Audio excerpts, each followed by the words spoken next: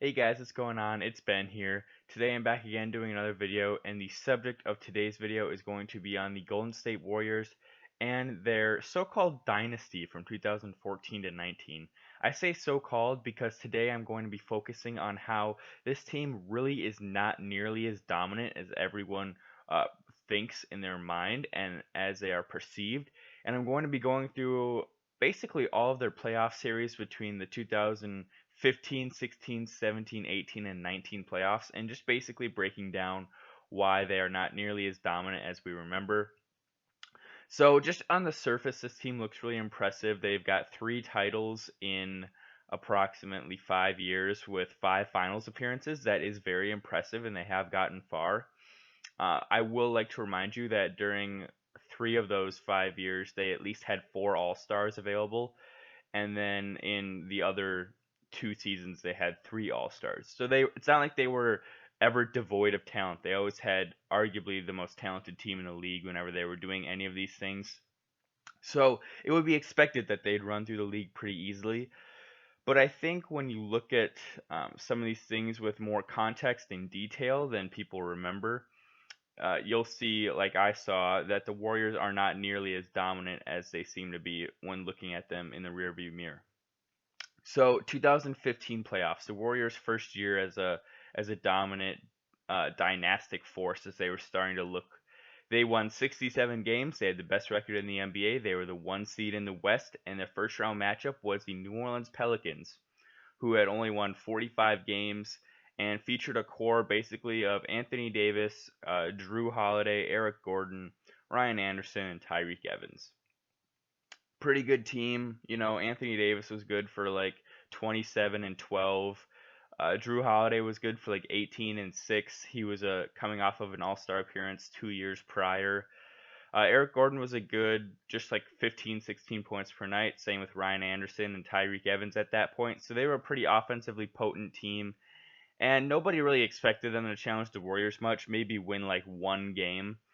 But the Warriors did end up sweeping them. But I would like to point out that All-Star Drew Holiday missed the entire series for the Pelicans. Yes, he was out of the playoffs that year, and so they were replacing him with uh, a combination of sometimes they would shift Tyreke Evans to the point guard, and then they would have like Darius Miller off the bench, or they'd have guys to the caliber of like a Tim Frazier subbing into the game, or Solomon Hill, or just guys like that who they're just really not guys who should be starting in an NBA playoff game.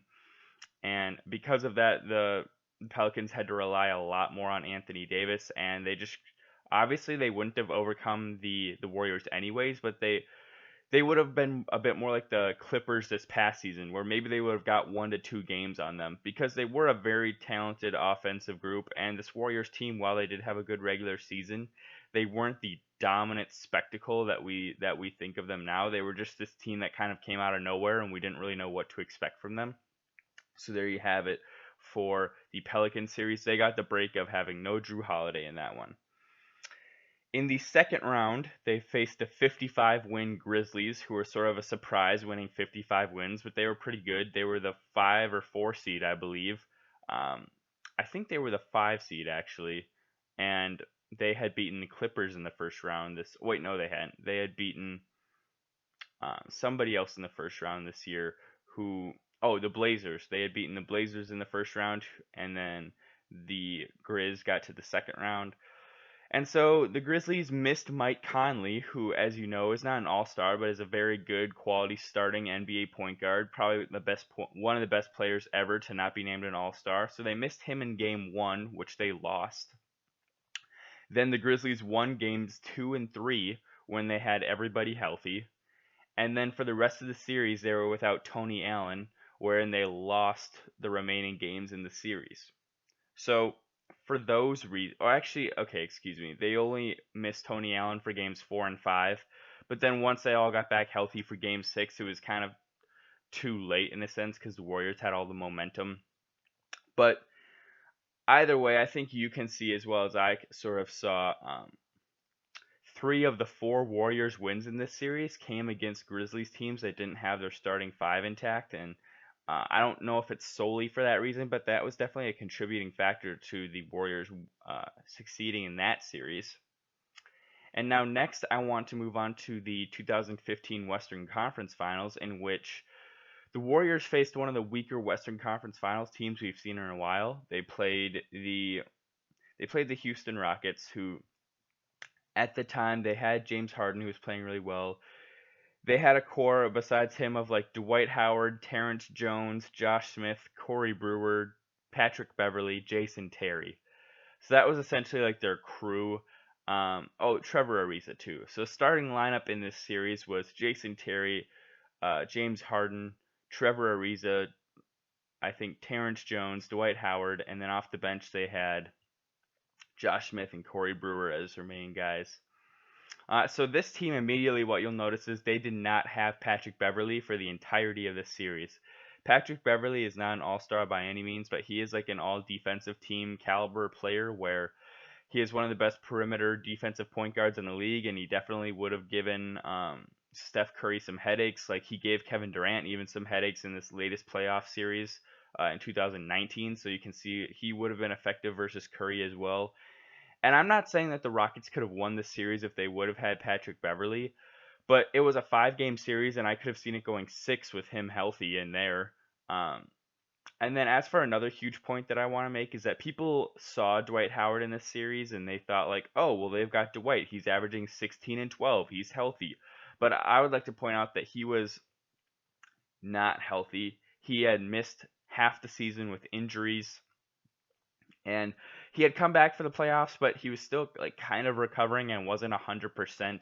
So I don't think it's fair to say like Dwight Howard was at his full powers when this series was going on. I think he was good, but I do think he was still recovering and being a little bit cautious. And so in my opinion, you basically had James Harden with like Trevor Ariza and Corey Brewer as his second offensive options in this series. And so I think it's no wonder that the Warriors won this series.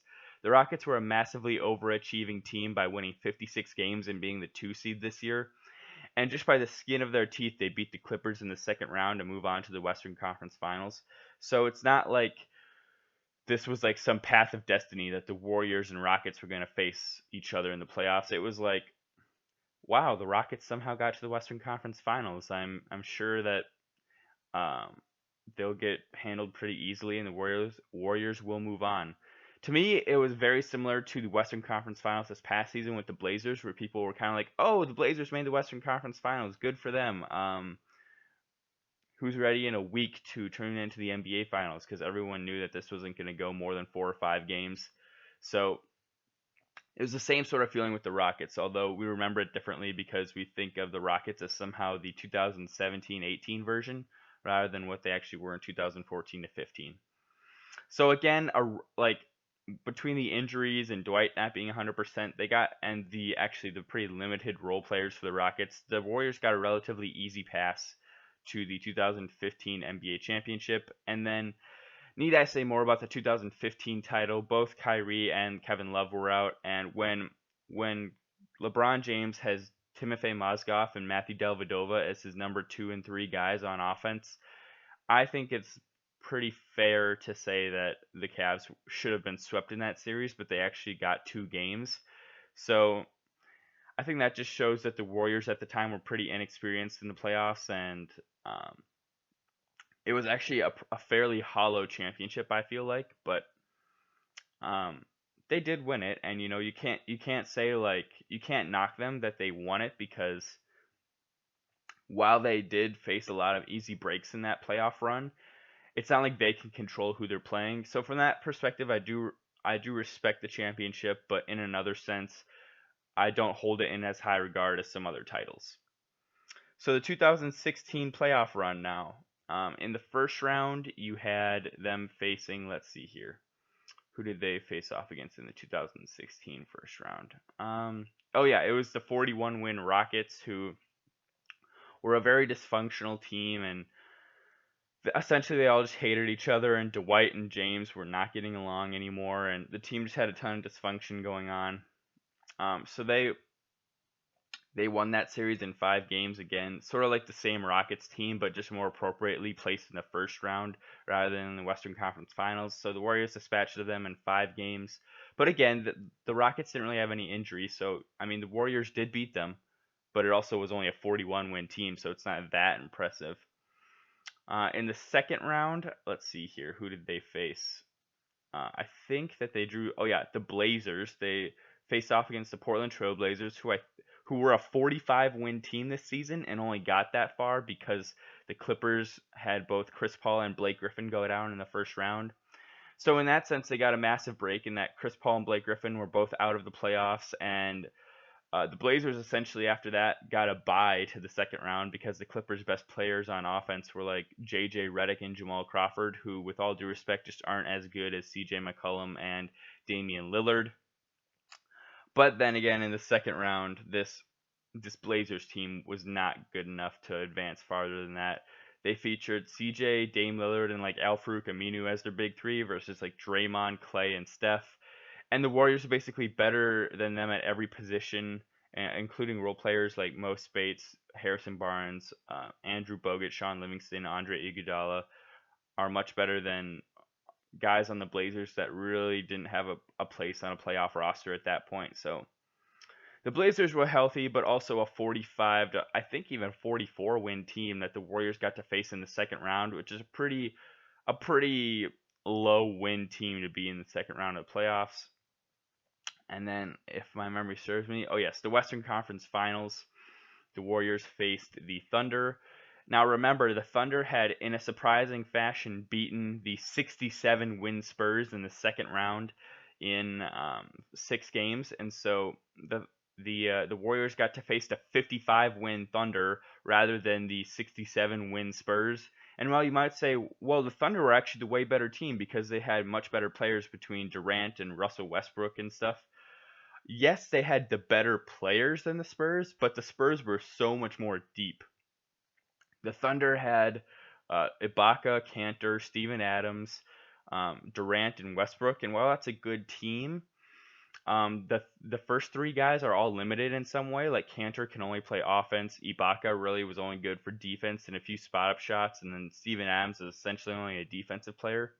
But the Spurs had this kind of treasure trove of depth between Tony Parker, Manu Ginobili, Kawhi Leonard, LaMarcus Aldridge, Tim Duncan. I think they might have still had, I don't know if they still had Boris Diaw at this point, but they had some good bench players too. Like, I think they had Marco Bellinelli. Wait, no, they didn't. They didn't have Marco Bellinelli, but either way, the Spurs, when you looked up and down the roster, they definitely have the depth to warrant being a 67 win team. And Kawhi, as you'll remember, was an all-star by this point. LaMarcus Aldridge, still an all-star in his prime. Tony Parker, not an all-star anymore, but still like good for around 15 points per game. Same with Manu, and then Tim Duncan had regressed, but he was still like a respectable power forward center who had one of the best basketball IQs in the game. So still something to consider when thinking about that. But either way, back to the main point. They faced the Thunder, and this is one of the few times that the Warriors faced a really good team and just like flat out beat them. They did beat the Thunder in 7 games. The Thunder struggled down the stretch of the last couple games, and the Warriors were victorious. And so for that reason, I have to congratulate the Golden State Warriors, and they did do really good in that series. Moving on past that, you get to the 2016 finals, in which we all know what happens. They lose to the Cavs in 7 games. This is beside the Thunder and the Cavs are the 2 times so far that they've really faced a tough, legitimate NBA title contender and had been tested basically. So they went 4-3 versus the Thunder, and then versus the Cavs they went 3-4, obviously. So they're 7-7 versus legit championship contending teams so far. But I will point out that Kevin Love, an all-star for the Cavaliers, missed games 1 through 4 in the finals in 2016. So when you factor that in, take out 3 wins for the Warriors, that makes them 4-7, and then take out 1 loss, that makes them 4-6 versus the Thunder and Cavs when they had all their starters slash all-star caliber players healthy. So if you factor that in, the Warriors are 4-6 versus healthy title contenders, which it's I mean, these are title contenders. It's supposed to be tough games, so it's not like the Warriors should just be sweeping them all. But 4-6 doesn't look too good for a team that won a title and then followed that up with a 73 win season. So I keep pointing out these things to just show that people just remember like the Warriors are amazing, the Warriors are amazing, but they had all these things where things were not as dominant as they seemed at certain times during their stretch. But now we transition to the 2016 to 17 season with Durant. This is one where I'm going to judge them a lot more harshly and just be a lot more cut and dry. Like the Warriors were expected to flat out destroy every team in basically every matchup in this series. And with Durant and the other three All Stars, so I'm basically just gonna go through and much more blatantly and quickly say like this team should have been beaten easily and etc. etc. So 2017 first round, they faced the Blazers who had 41 wins but were missing their third wheel option, Yusuf Nurkic. So the Warriors got a big break there in that the Blazers' third best player, who averaged like 16 points per game, wasn't even in the series. So they handled the 41 win Blazers with relative ease, which they were supposed to do. Second round of 2017, they faced the Utah Jazz, who again only were there because the Clippers had Blake Griffin go down early in the first round series versus the Jazz. So again, they got to avoid facing a tougher team like the Clippers and instead got the softer, far less experienced playoff team in the Jazz, who were led by a combination of Gordon Hayward and Rudy Gobert and George Hill at this time. But if you don't know, George Hill was actually out for all of this second round series. And at the time, you might be like, "Oh, George Hill, he's like a backup on the Bucks now. He's nothing." But this was like his best season of his career when he was in Utah. He averaged something like 16 and 8, like 16 points per game and 8 assists, and he was like their second best offensive player besides Gordon Hayward, who was averaging like 20 points per game. So it was actually a very big deal that George Hill was out for this series, being their second best offensive player. So again, it's the Warriors did sweep them, but they got a break in that one of the Jazz's best players is out for the whole series, and they basically were left with Gordon Hayward and Rudy Gobert versus Durant, Curry, Thompson, and Draymond. Let's see here, the 2017 Western Conference Finals. Well, Kawhi missed basically the whole series, so need I say more? Here's a fun fact. Um, the Spurs, the 2017 season, the Spurs were a 61 win team with Kawhi Leonard playing the whole season. He had 14 win shares that season, which if you don't know, win shares is like an estimate of how many wins an individual player contributes to their team's effort. So without Kawhi Leonard, they were playing like a 47 win team, essentially, is what that stat means. The next season, when Kawhi missed like the whole year, the Spurs won 47 games. I think that's just a really cool stat that is random but makes a lot of sense and is interesting that the math and the predictive modeling and all that stuff just worked out that way. But either way, without Kawhi in the 2017 Western Conference Finals, it was a wrap. The Warriors were essentially playing a first round team in the Spurs, and they beat them in 4 games, so pretty easily. And then the 2017 Finals, they beat a healthy Cavs team who was really good. They beat them in 5 games, so I got to give my hat off to them. Tip my hat to the Warriors. But the Cavs weren't as dominant this year as they were the year before. So, like, for instance, in 2016, they won 57 games. They were the number 1 seed in the East. In 2017, they only won 51 games and were the 2 seed. Now, you might say, like, 6 wins. They're basically the same team. What's the difference? But they did falter in the regular season a bit more, and I would say that they were a little bit worse. They were better offensively, for sure, with Kyle Korver and Darren Williams added to the mix, but defensively, Iman Shumpert was a little bit worse. Tristan Thompson was worse. Tristan Thompson was much better in the 2016 finals. J.R. Smith was a little bit worse. So offensively, they were about the same, if not a little bit better, but defensively, they were a little bit worse. But either way, the Warriors beat them 4-1, and that was an impressive finals win. But they also did have the much more talented team, I will point out, because I'd say Durant and LeBron sort of cancel each other out. Steph and Kyrie, if you want to give Kyrie a huge compliment, you could say they're sort of like canceling each other out. And then Kevin Love is, you could say he's canceled out by Klay Thompson. And then you're left with like Draymond Green versus Tristan Thompson, in which Draymond's the far better player. So the Warriors still had more talent. Moving on to the 2018 playoffs, the Warriors played those Spurs again in the first round, but they were missing Kawhi Leonard, and so they beat them in the first round, much like so this is sort of like when they faced the Rockets in the Western Conference Finals in 15 and then in the first round in 16. That's like this. Like they played an injured Spurs in the conference finals, but then they played like an appropriate rated Spurs in the first round without Kawhi. But again, they didn't have Kawhi Leonard, so an easier route for the Warriors. In the second round of 2018, they faced the Pelicans, who were a big overachiever, sweeping the three-seeded Blazers. But again, I'll point out they were missing all NBA first team or second team center DeMarcus Cousins, who at the time was the best center offensively for sure, the best center in the game. So that was a huge guy to have missing for the Pelicans throughout the whole season, but especially in the playoffs when they wanted to abuse the Warriors' small team with a big Twin Towers sort of thing. And so when they didn't have that, then it was much tougher to beat the Warriors. Of course, without the best offensive center in the game. The 2018 Western Conference Finals, the Warriors played the Rockets, and again, they struggled with this team because this team was good. They won 65 games. They looked very impressive.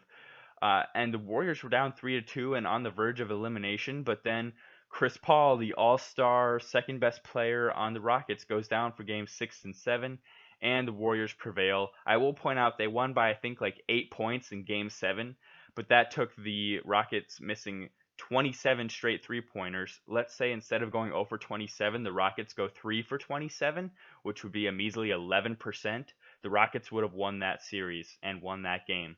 So I think that just shows that like people are going to remember, oh, the Warriors won that series, but like honestly, they barely won, and if everyone was healthy, they would have lost. So that's what's crazy to me, and I think that that's just going to be one of the things that gets swept under the rug, but it's something that we should really remember.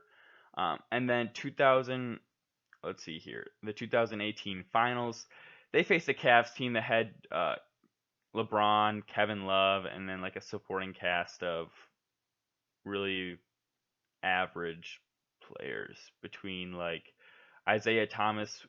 Well, Isaiah Thomas and Derrick Rose and Dwayne Wade had all been basically traded for Rodney Hood, Jordan Clarkson, and Larry Nance Jr., who are really supporting pieces who aren't guys that really you'd want to be playing in the finals, but they were playing in the finals, and Rodney Hood was playing pretty poor. Even he had been like a guy who was averaging like 17 to 18 points when they traded for him, and then he averaged like 8 points throughout the rest of the season. So he really fell off when he went to a team with more talent. Jordan Clarkson, another guy who's kind of like a good stats on bad teams kind of guy, but when you put him on a really good team, he's just like a really average to below average player. Larry Nance Jr. is just like a backup power forward and center and nothing special. So they had essentially traded Kyrie Irving for eventually what turned into like Rodney Hood, 8 points per game inefficiently, Jordan Clarkson like an average backup point guard on a good team, and then same with Larry Nance, like an average backup power forward center on a good team.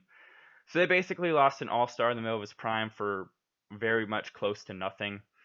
And the Warriors just were the much better team when you take an all-star out of the equation for the Cavs. Now on to 2019 to wrap this up. The 2019 first round, the Warriors, let's see here. Who did they play? They played the Clippers, who were a 48-win team. But with all due respect, Lou Williams was their best player, and they didn't really stand a chance, and they were actually huge overachievers. So just getting 6 games on this Warriors team was pretty impressive. Getting them to 6 games, winning 2 games on them. Let's see here. The next team that they had to play was in the second round. It was let's see here. I'll consult my little cheat sheet list. It was the Rockets, who won 53 games, were a healthy team. They were a little bit worse than the year before because they didn't have Luka Mbamute. They didn't have Trevor Ariza. Eric Gordon was a little bit worse. Chris Paul was still injured, I think, the whole season, honestly. But they were still on paper. The team that was assembled was healthy, and the Warriors beat them even with Kevin Durant missing the last 2 games of the series. They beat the Rockets in 5. So I have to admit that was an impressive series win, but it also was a much diminished Rockets team from the year before. Let's see here. the Western Conference Finals, um, they played the Blazers, who were a 53-win team, the biggest overachievers in the NBA, as I said previously. But also you have to remember in this series too, Yusuf Nurkic, their third best player, missed the whole series.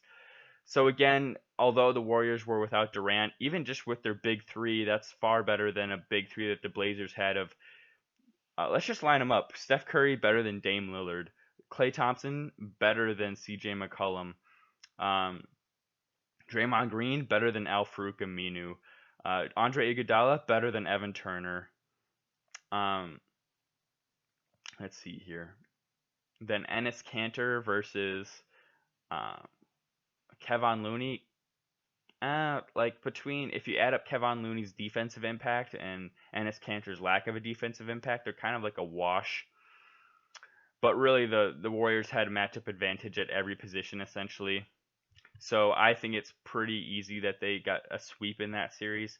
And then as for the finals, they had everyone injured between Clay and Durant, and the Raptors had, on paper, everyone was healthy for the Raptors. So the Warriors losing, I don't really blame them because of the injuries, and so the Raptors did get a definite break. And I think if Durant would have been healthy the whole series, along with Clay, that the Warriors would have won.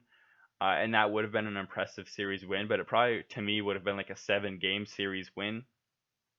But still, I I gotta point out that with a healthy Clay, or with a healthy Steph, a healthy Draymond, they did lose the series. And if Steph is like the MVP player that he's supposed to be, well, he carried them to 6 games, which is pretty impressive. So from that standpoint, if if if you're not gonna hold it against LeBron in 2015 for not having Love or Kyrie, I can't hold it against Steph in 2019 for not having Durant and Klay Thompson for 2 games. So from that perspective, that series you can't really hold it against them, but they were injured, so that series doesn't really tell us very much about that Warriors dynasty, I don't think.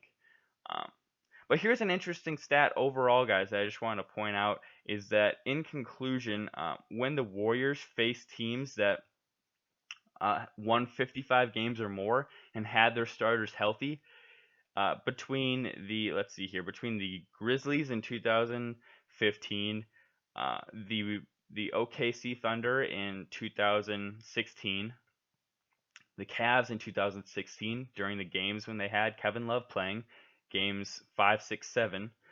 Let's see here, the Rockets in 2018 when they had, um, let's see here, when they had Chris Paul, so games 1 through 5, and then the Raptors in 2019. Yes, they in 2017 they didn't face one team who had 55 wins or more, which is kind of crazy to me. Or a healthy team, because the Spurs in the Western Conference Finals didn't even have Kawhi, so you can't really count that. Um, but between those 4 matchups, those Grizzlies, OKC, the Cavs in 16, the Rockets in 18, and the Raptors in 19, they're 8-14 in the games when those teams had their starters healthy, and that's just astonishing to me. That, well, if you want to take out the 2019 finals with the Raptors, that leaves them at 6-10 still, though, which is not that impressive against the rest of the gamut. Which is, the Warriors were healthy for the rest of that stuff. Between the Grizz, the Thunder, the Cavs, and the Rockets, they were healthy for those series, and they went 6-10 when the other team was healthy. They won 4 games against the Thunder. They won, let's see here, if you take out the Kevin Love injured games, they went 0-3 versus the Cavaliers in 16, so that makes them 4-6. And then against the Rockets, they went 2-3, which makes them 2-3. That makes them 6-9. And then the Grizzlies, they didn't have. When the Grizzlies were healthy, the Warriors went 1-2 versus them, so that would be 7-11. So excuse me, not 6-10, 7-11. But still, you get the point. Not as impressive as we all think. So that's my whole video, guys. In conclusion, I'd like to say that yes, the Warriors did win 3 titles in 5 years and made 5 finals, and everyone's gonna remember them as like maybe the best team of all time with the '96 Bulls and stuff like that. But I just want to take a rewind and say it's not like the Warriors had a sweep in every series of every year. They were not the most dominant team of all time. If Chris Paul stays healthy, they don't win the title in 18. In 17, if Kawhi Leonard is healthy for that series, maybe they don't win that one. But even just along the way, like the Drew Holiday injury to the Pelicans in 15, the Mike Conley injury to the Grizzlies in 15, Dwight Howard and Pat Beverly not being healthy, and Pat Beverly missing all the series in 15. Kawhi and Kevin Love missing the series in 15 in the finals. They've just along the way they had a lot of opposing players get injured, and some of their titles to me feel hollow because the path to the finals was paved with like 45 win teams, and it's like, well, yes, you won a title, but like the best team you faced in some years was like a Blazers team missing their starting center. So, and those Blazers teams, even with everyone healthy, were like a 44 win team. So can you really be that proud?